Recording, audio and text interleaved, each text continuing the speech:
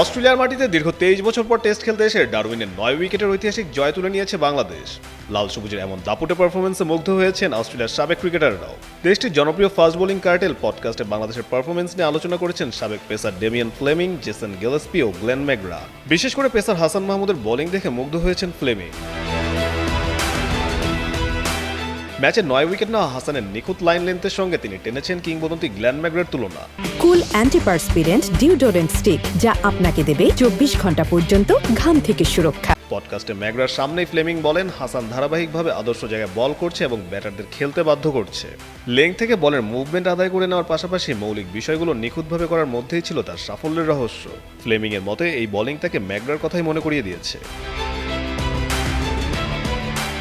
বাংলাদেশের এই সাফল্যকে বিশ্ব ক্রিকেটের জন্য ইতিবাচক হিসেবে দেখছেন ম্যাকগ্রা। তার মতে বাংলাদেশ ক্রিকেটকে ভীষণ ভালোবাসে, কিন্তু 23 বছর ধরে অস্ট্রেলিয়ার মাটিতে তাদের টেস্ট খেলার সুযোগ হয়নি।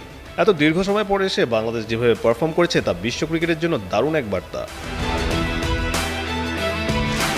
শুধু বোলিং নয়, বাংলাদেশের ব্যাটিংও প্রশংসা করেছে অজি কিংবদন্তিদের। বিশেষ করে সেঞ্চুরি করা ওপেনার তানজিদ তামিমের ব্যাটিংয়ে মুগ্ধ হয়েছেন জেসন গিলেস্পি।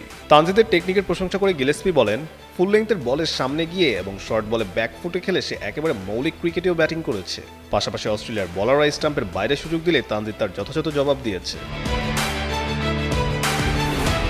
ডারউইনের ঐতিহাসিক জয়, হাসান মাহমুদের নিয়ন্ত্রিত বোলিং আর তানজিদ তামিমের নান্দনিক ব্যাটিং তাই নজর কেড়েছে অস্ট্রেলিয়ার কিংবদন্তিদেরও। এবার আগামী শনিবার ম্যাকেতে শুরু হতে যাওয়া সিরিজের দ্বিতীয় ও শেষ টেস্টে একই ধারাবাহিকতা ধরে রাখতে পারলে বাংলাদেশের সামনে আরও বড় কিছু করার সুযোগ দেখছেন তারা।